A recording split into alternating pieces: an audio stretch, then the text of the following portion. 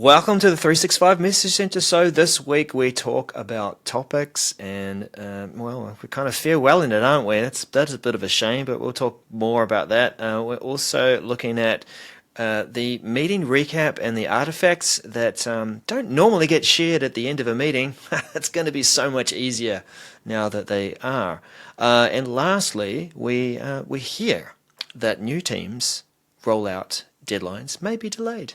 This is the 365 Message Center Show, episode 323. There we go.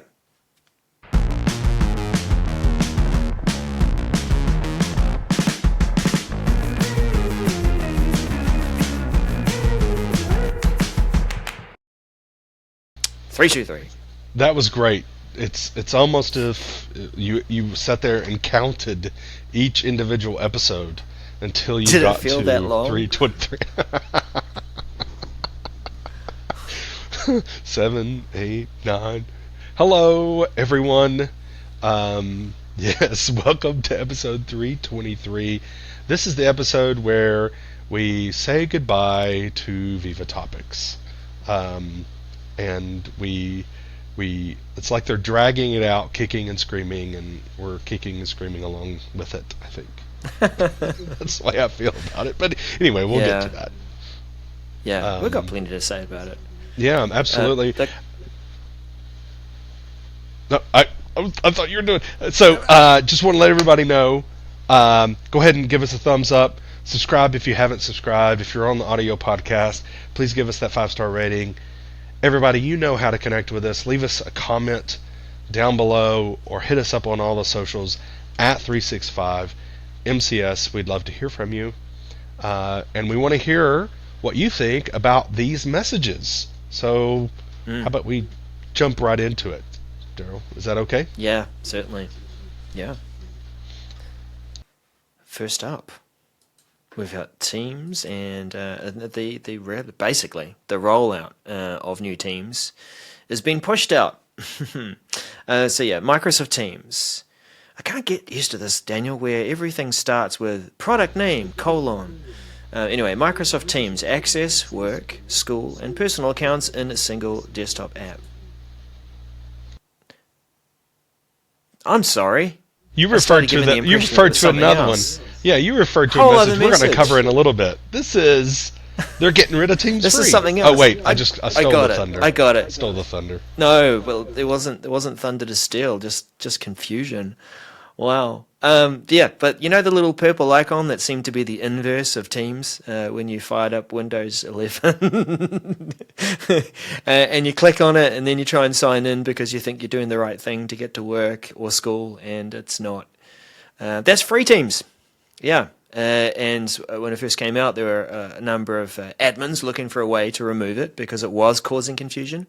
It's nice that it's included in Teams, it's included in Windows 11, but I don't think it was the right way to introduce it. Well, the good news here is that we're going to be able to use one Microsoft Teams client, and you'll be able to sign into whether it be free, work, or school. Daniel, I think this is great. Yeah, I do too. Yes, I agree with you. I think it's great. I think this is the way it should have been all along. One client. I understand why they couldn't. There's some tech issues, but one client to rule them all, I guess. However, the problem with that is it's the new teams, and we'll talk about that in a little bit. In another No, we've already talked about it. So.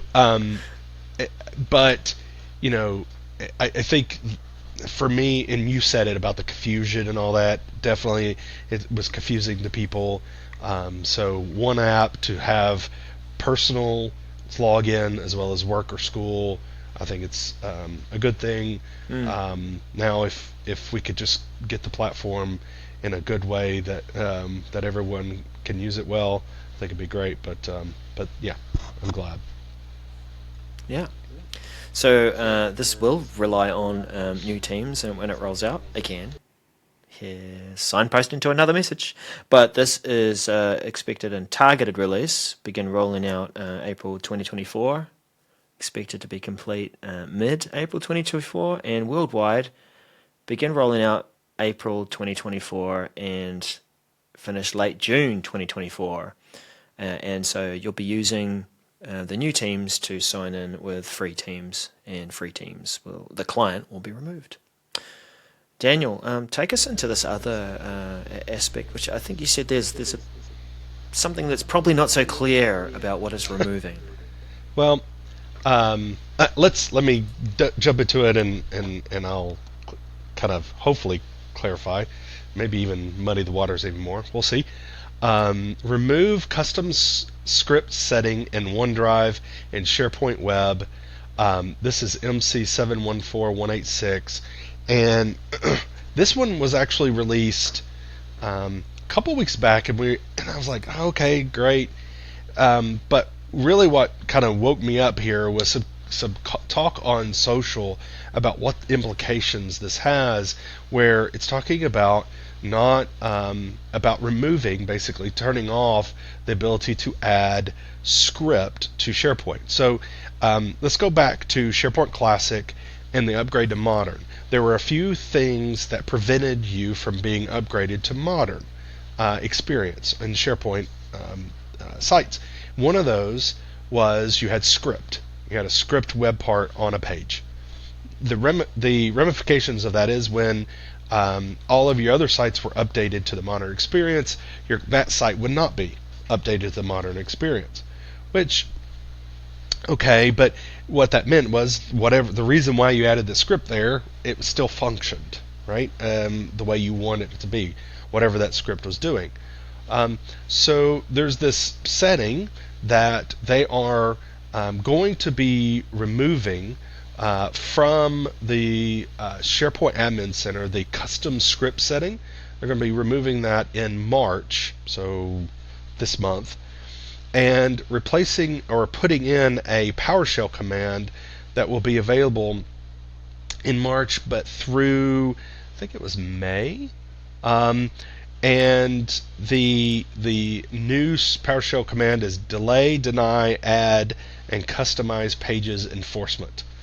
So what this is talking about is basically giving you a timeline to say you have the ability to delay this until May, but they're going to turn that off. And so you're going to have you're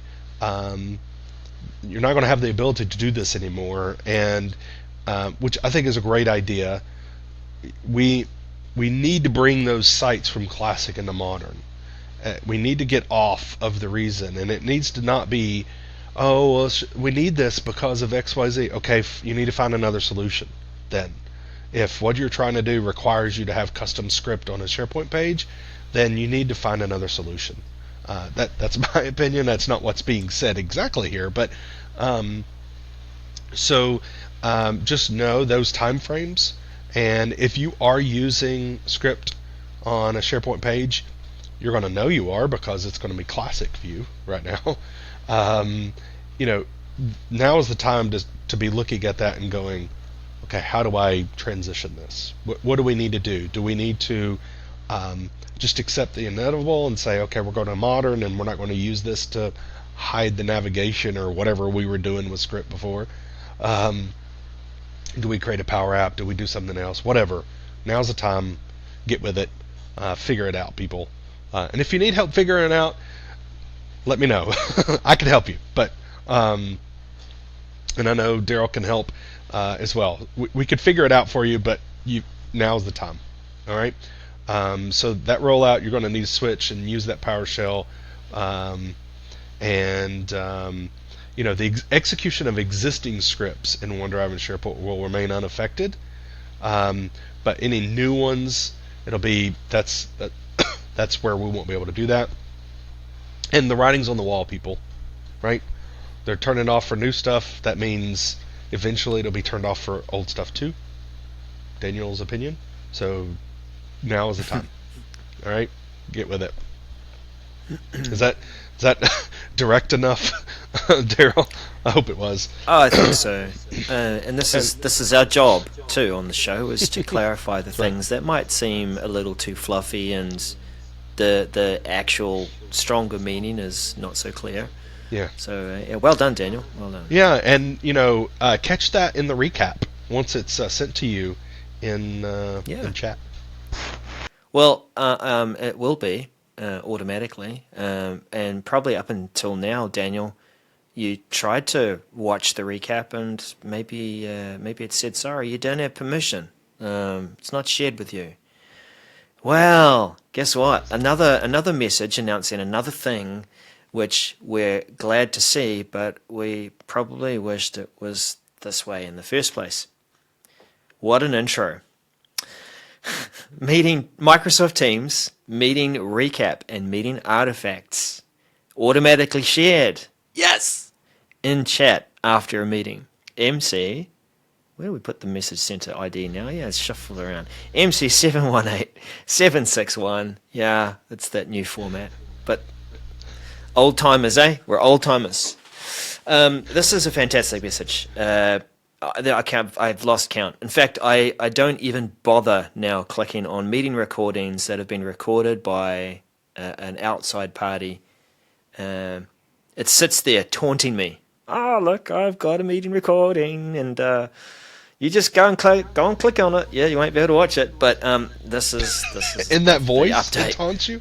Oh no, you didn't know, Daniel, but meeting recordings are actually voiced by Rowan Atkinson, Mr. Bean. Nice. Just listen quietly, and sometimes just as a soothing kind of voice, he says, "Hello, Teddy. Hello, Teddy." Anyway, that's way away from the message that we're talking about. The other good news, apart from Rowan Atkinson being involved in this, is that maybe he's automatically sharing these meeting recordings, the recap, the artifacts related to the meeting with you in the chat. So this look, it seems to include. Right, so artifacts shortly after the meeting, a recap message will appear. Great. And it will share things like your transcript, the recording, the files, shared meeting collaborative notes, and whiteboard. I might want to backtrack on some of this here, because I'm pretty sure some of these things won't be shared with externals or people. Right. The other good thing about this, Daniel, there's something about how the video behaves that you thought was quite cool when you click on it. Yeah, and I think beyond the fact that this puts the information in the chat, which is an activity, so it'll show up in your feed, it'll show up in the chat. You don't have to go back to the meeting to see it. I think what is going to be interesting is how that video works. Internally, you click. Does it open it up right there, or does it open up in a browser in Stream, quote unquote, right? In Stream for SharePoint. That's going to be the key for me. How does that work? Is this just a dummy, quote unquote, card so that when you click it, it takes you to the recap, or is it interactive and able to? I don't know. I think maybe it might be a dummy card, but we'll see on how it functions. Yeah. I've done this a few times too, Daniel, in our history of all doing the Message Center, and I actually assume more than what it is. So as I look at this yet again and hear your grounding voice, can I call your voice grounding? As in here's reality. Here's a reality check, Darrell. Okay. It is not automatically sharing a meeting recording with external parties. So, sorry for all you information managers and compliance managers out there who probably just freaked out and said, "What? We have a rule for that." It is internal. This is just internally facing. It's just wrapping all those artifacts up into the chat to make it easier to access.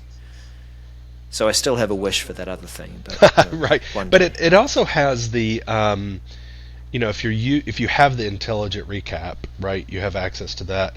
It does show a little bit more statistics about attendance and who was talking, or the amount of Yeah. talkers and all that. So I think that's kind of cool at a glance, being able to see it and not have to go to the recap. I would like to see more on this than just what's there, but maybe they'll enhance it later on. Targeted release is rolling out April 2024, complete early April 2024. So now to now, or then to then. It's one of those other very short time frame ones. It's just going to happen, and then for worldwide, it'll be early April and then finish late April. So it'll happen over the month. And GCC Right. will start to see it happening in early 2024, and it'll finish mid-May 2024. Good. So Daniel, something else that may have been useful for those of us who were socially enterprising or enterprisely socialing.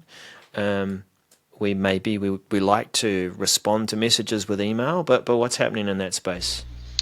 Yeah, so this one is retirement of post by email and reply by email in Viva Engage parentheses Yammer, for those people that are not keeping up to date and don't know that Yammer's being renamed. MC 718760. So this is the functionality of being able to reply to an email that has Yammer. See, I just did it. Viva Engage sends you. So it's the message's fault that I said Yammer. That Totally. Viva Engage sends you, be able to reply, and it posts it right directly back into that thread into Viva Engage. But also be able to just craft a new message, email, and send it to Engage and it post. Create a new post. So this is going away. They're going to get rid of it in favor of having that adaptive card in email, be able to, it sends you an email and be able to actually reply in that space within the email, not hit reply in the email, but actually. I like how I do my little fingers, in the little thingies. So the people on the audio podcast are like, "What?" I was describing how you, type onto the screen in the little space in email. Anyway, so they're getting rid of that reply or the new post by email, and you're supposed to interact with the email when you get it from Viva Engage. Yes. So this will begin late March, so late this month, and be completed by late May, which is a weird, huge amount of time. 2 months to turn this off. Now, why are we even talking about this? I think the key here is, for those of you change agents in your organization, this is something you need to let people know. You may not know if people are doing this or not, right? But the people that are doing it, when it stops working, they're going to get an error message reply, saying, wrong, you can't do this. And instead of, them getting an error message or having a bad experience, just tell people, hey, stop, here's what we need to do, and this is going to be stopping. So that's why we're covering it, is get out in front of it now so that you don't have people complaining and have any issues when it stops working. So get on that. Okay, peeps? Make sure you get on that. I don't think this is going to be delayed, this change. No, But well, something no. has been delayed, Darrell. So back to what I thought I was opening up with. Man, I'm having a great day today. You're doing wonderful. But thanks. You too, bro. New teams rollout schedule for commercial and EDU customers. MC 718748. We have been expecting to have to switch over to new teams, and that impending date coming and look, I like the way that we've been able to try things out and gradually do things in our own timing. Those of us who tried new teams early found that there were a lot of things lacking, so we cut back. But we've been able to dip our toes back in the water occasionally and found that for some of us and for some organizations, the water temperature is good for a swim. We've dived in. We're using new teams.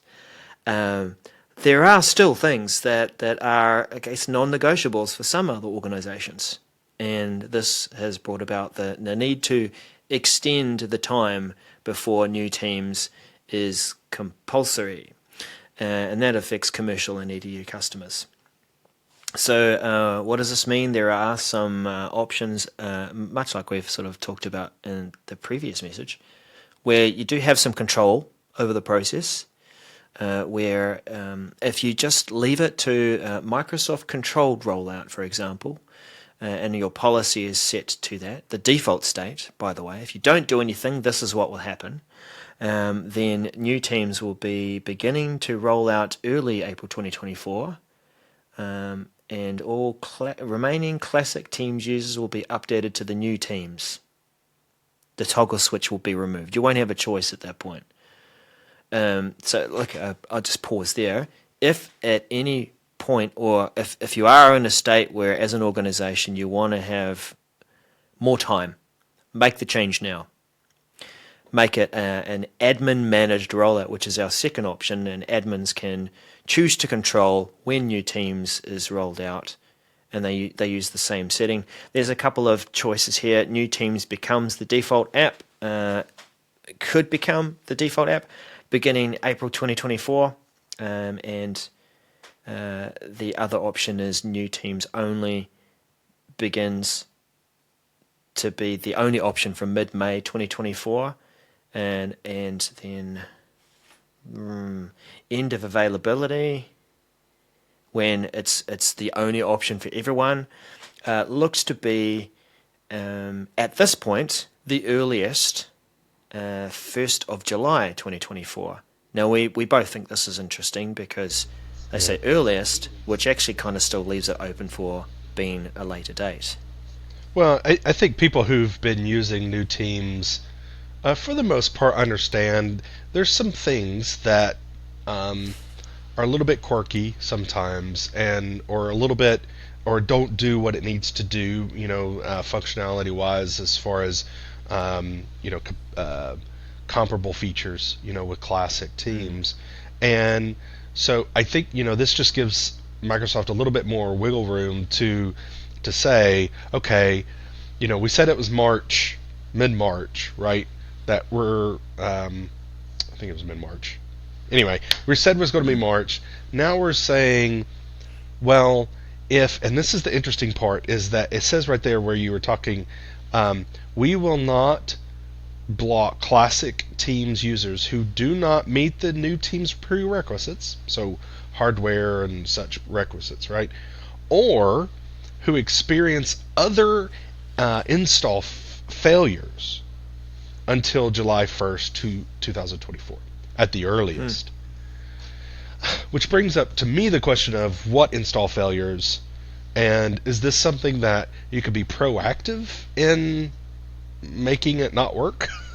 Because I'm thinking about for those organizations, and that's where I'd maybe drop down in the comments what you find on this, because I think that's what the big kicker is going to be for large organizations who are reliant on some feature. Maybe there's a blocker for their users to use new teams. How do they prevent it until that feature is fixed, right? Yeah. And I think that's what is happening here. I believe that's what it should be. But anyway, so now we have a new. If you meet certain things or don't, I guess in this case, you have a new soft date of July 1st at the earliest. Yeah. So. Yep. So if you want to make that choice now, if not very soon, and then you'll be in more control of when that deadline arrives. But speaking of deadline, we finish on a bit of sad news, and certainly the community reacted in both ways, Rightfully actually. so. Tell us about it, Daniel. What's happening? Viva topics to be retired. MC 718486, February 22nd of 2025. Microsoft is saying Viva Topics will be no more. It has a death date. And until then, you get to use it. Although, I'm not entirely sure why you would. It's one of those, if you've been using Viva Topics, you've been building on it, you've been trying to, do things, it's like, well, what do I do now? Well, what they're going to do is the Topic Center is just going to turn into a regular old SharePoint site, okay? And then all your topic pages are just going to turn into regular SharePoint pages.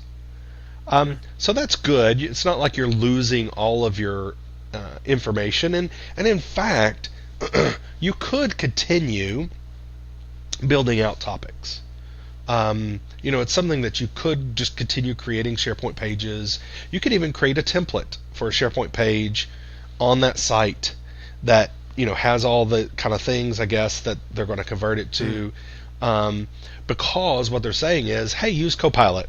Copilot will fix it all, and therefore you don't need curated content from your users, or you don't need people who are actually experts, because now you have your Copilot along who will regurgitate information from you for you from documents from 2009 that no longer apply and were written by a buffoon. Right. A lot of sarcasm there, because I feel like, Darrell, this is something that Copilot is missing that Topics brought. Now, and that is the human curation and the filtering of junk versus good stuff, like old stuff versus new stuff. Stuff that is incorrect, stuff that's correct, but that's also the pain point for Topics. Just like putting metadata on content, people just don't like doing it because it takes time. And for large organizations, it was like, we've got to have someone whose sole responsibility is topics curation and fixing and and all that. And it's like, well, that's a cost center, and I have to pay money for that. Well, yeah, for good content, you do. I just don't think Copilot's going to fix it. I don't think Copilot is more of a regurgitation tool than a giving you the right information tool. So, I don't know. Do you agree with me? I think, what I was looking forward to, and I thought I was drawing dotted lines here, but the Answers portal in Viva came out, and it also has a light version of Topics, so you can categorize or put a topic against your question in the portal, and then that would channel it through to a subject matter expert. Yeah, and I get the challenge that it is an extra thing for people to curate that information in Topics. But with the right change program, you could have encouraged people to spend a bit of time on that little hashtag that pops up and shows you that card, and you're like, I'll just do a little bit of time there enriching that topic.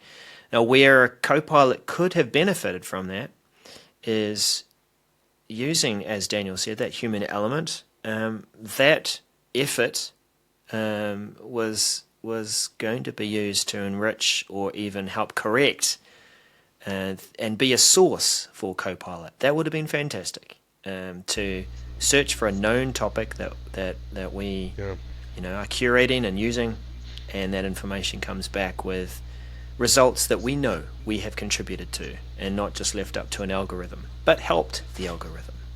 Yeah, I mean, it's still going to help the algorithm because they're going to be SharePoint pages.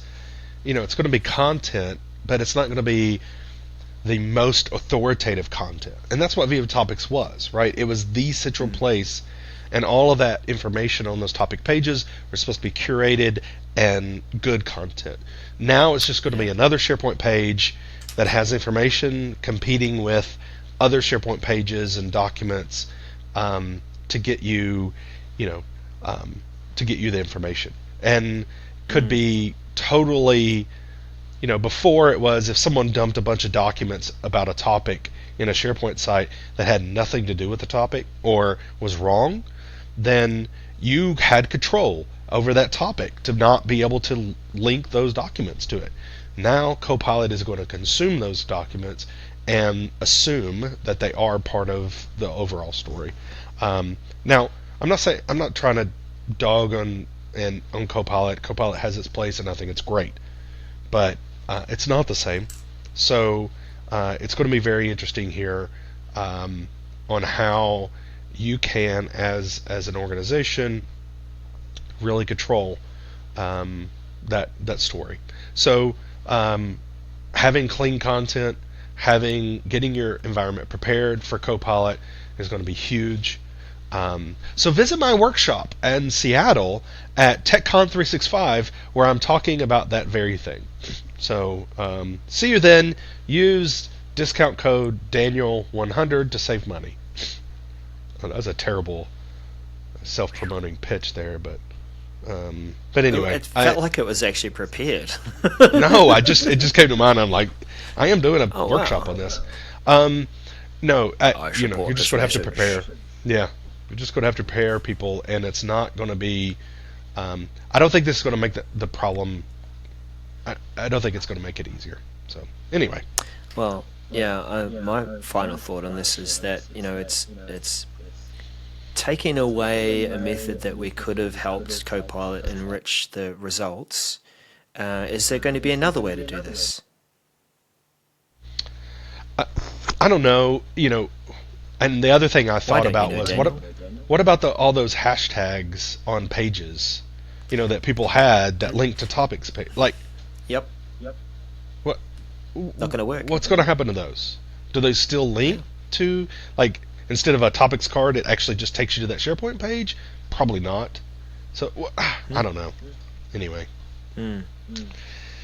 Anywho's, that's the show, our peeps. Thank you so much for watching and listening. Would love to see your comments. I'm hoping this week is a big comment week.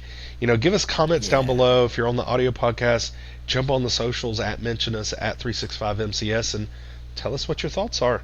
I know Darrell would like to hear them. Right, Darrell? Oh, certainly. Certainly. I read them every night and consider my response. Yeah. No, I do. No. Thank you for engaging with us in the chat and the socials. Yes. It is cool Absolutely. to be part of a community that has an opinion about our modern workplace and what things are coming and changing. We'll see you next week. Absolutely. Bye-bye. Bye for now.